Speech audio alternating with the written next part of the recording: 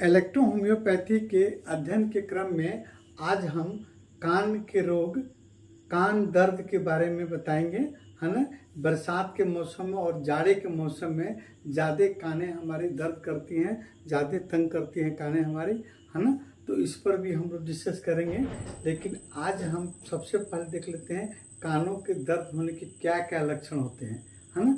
कान में भारीपन होना, लाली होना, कम सुनाई देना, कान में तीव्र दर्द होना और आपको बेचैनी और घबराहट होना, साथ साथ में बार बार कानों पर हाथ जाना और कानों से पानी रिसना, कानों से पस आना, ये तमाम तरह के सिम्टम आपको कान दर्द के बाद या उसके दौरान आपको देखने को मिलते हैं, है ना। अब देखते हैं कानों की संरचना के हिसाब से ये कुछ ज़रूरी नहीं है कि आपके उसके विभिन्न भागों में जो दर्द होते हैं, है ना, वो दर्द आपको उसके अंगों की संरचना में गड़बड़ी के चलते ही होते हैं, ऐसा कोई ज़रूरी नहीं है। बाहरी कारण से भी कानों में आपके दर्द हो सकते हैं, तो उसको अन्य कारण के रूप में हम जानेंगे, है ना। पहले हम देखते हैं कि हमारे कानों की संरचना के हिसाब से वाह कर्ण में क्या कारण हो सकता है दर्द होने का। जैसे आपकी कानों को कोई ऐंठ देता है, ये बाहरी कर्ण जो है इसको हम पिन्ना कहते हैं, है ना। तो पिन्ना, इसको कोई ऐंठ देता है तो वो आपको काने में दर्द हो सकती है। इसके अलावा इसमें आपको कोई मार देता है ना, चोट लग जाता है, तब भी आपको कानों में दर्द हो सकती है। इसके अतिरिक्त में आगे बढ़िए, इसके बाद में हम कानों में बार बार उंगलियों को लगाकर वैक्स को साफ करते हैं। उस क्रम में कहीं आपके कानों की बालें टूट जाती हैं तो आपको वहाँ फोड़े या घाव बन सकता है। इसको बलतोड़ के नाम से हम लोग जानते हैं कॉमन भाषा में। उसके चलते भी कानों में दर्द हो सकता है। इसके अतिरिक्त में ये आपको ईयर कनाल में जो आपका जो मतलब वैक्स या मैल जमे रहते हैं, उसको निकालने के क्रम में भी आपको कानें दर्द करती हैं और उसमें भी इंजरी होने की संभावना हो जाती है ना। कभी कभी आप स्नान करते हैं हम, तो उसके बाद में उसमें कानों में पानी, सर्फ, शैम्पू जाते हैं, उसमें विभिन्न तरह के केमिकल मिले रहते हैं, उसके चलते भी आपको कानों में दर्द हो सकते हैं। इसके अलावा आप यहाँ देखिए ईयर ड्रम, कानों के पर्दे में कोई इन्फेक्शन हो जाए जिसके चलते उसमें सूजन हो जाए, ये फट जाती है, टूट जाती है, तो वो कानों में आपको दर्द हो सकते हैं।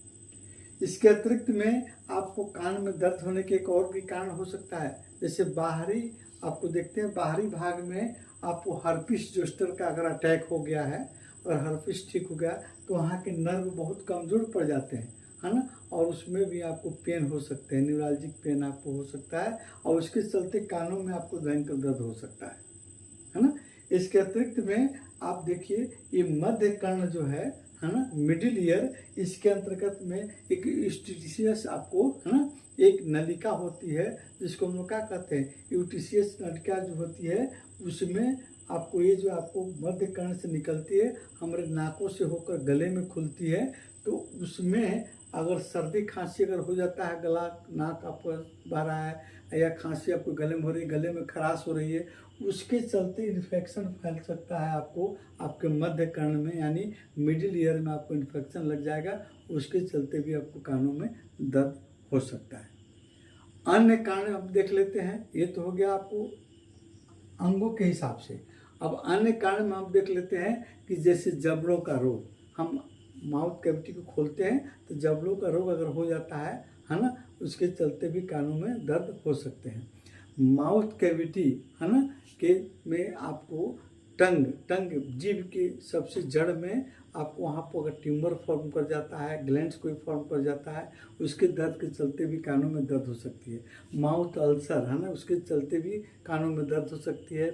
छाले पड़ जाते हैं, स्टोमेटाइटिस के क्रम में भी कभी कभी आपको न्यूरालजिक पेन आपको देखने को मिलता है कानों का, है ना। थायराइड ग्लैंड्स के डेवलप करने के चलते, उसके चलते भी आपको हार्मोनल डिफेक्ट के चलते कानों में दर्द आपको हो सकते हैं।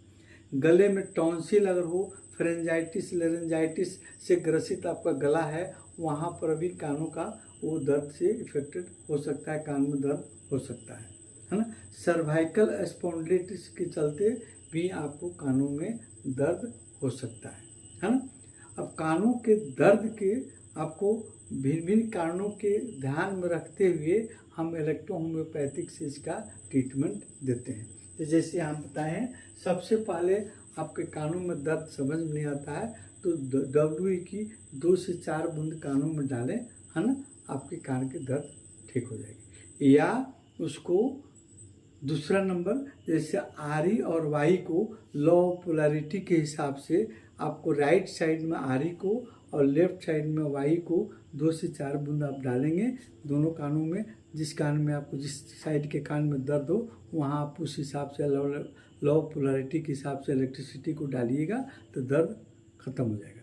या आप लॉ ऑफ पोलैरिटी के हिसाब से RE को राइट साइड में कान के पीछे आप लगाइए और YE को लेफ्ट साइड में कान के पीछे लगाइए। जब लेफ्ट साइड में दर्द है तो YE को लगाइए और राइट साइड में दर्द है तो फिर RE को लगाइए, आपके कानों का दर्द आपको जाएगा। इसके अलावा C5 का मलहम भी आप लगा सकते हैं कानों के जड़ में, उससे भी आपका दर्द खत्म हो सकता है।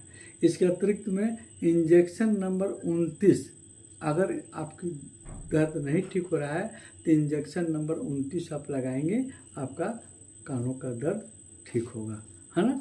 अगर इंटरनली मेडिसिन आंतरिक रूप से दवा खिलाने के बाद जहाँ तक है तो रोग के हिसाब से आप दवा को चूज़ कीजिएगा। अगर मान लो कान में फोड़े हो गए हैं, फुंसियाँ हो गई, वायरल इन्फेक्शन है, एक्जिमा हो गया है या हर्पिस हो गया है तो फिर उसका ट्रीटमेंट आप खिलाने और एक्सटर्नल लगाने से कीजिएगा तो फिर आपका कानों का दर्द ठीक होगा। और उसके चलते अगर कानों में रोग अगर कोई है तो फिर वो ठीक होगा।